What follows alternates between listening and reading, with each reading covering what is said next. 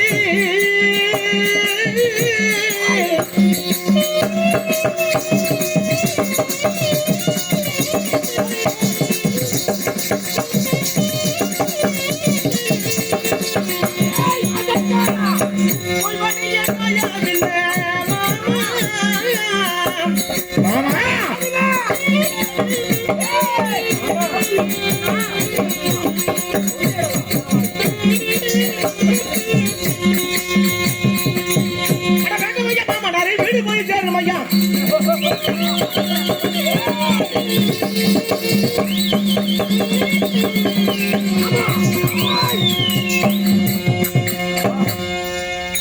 மாமா, அகலிகை என்றொரு பெண் பிறக்க அங்கழிந்தான் தேவேந்திரன், கண்ணகை என்றொரு பெண் பிறக்க கணமதுரை அழிந்தது, 1000 பாண்டியர்கள் போய் மடிந்தார்கள்.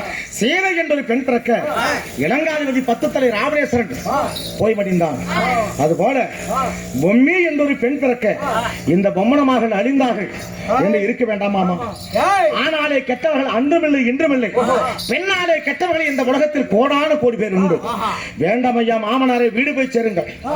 ஆமா மாமா, சீதை என்று பெண் பிறக்க ராவணன் அழிந்திருக்கிறார், ஆனால் பொம்மை என்று பெண் பிறக்க இந்த பொம்மன் அழிய வேண்டும் என்று சொல்கிறார். அழிந்தாலும் சரி, இடுகுணத்தான், மான கட்டவன், மரியாதை கட்டவன், மாதிக மகனுக்கு பெண்ணை தருவதை விட கிணத்துல குதிச்சு சேர்த்தோம்னா.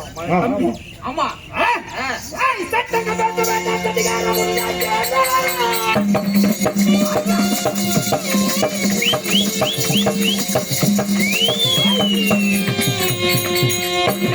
சட்டங்கள் பேச வேண்டாம் சதிகாரம்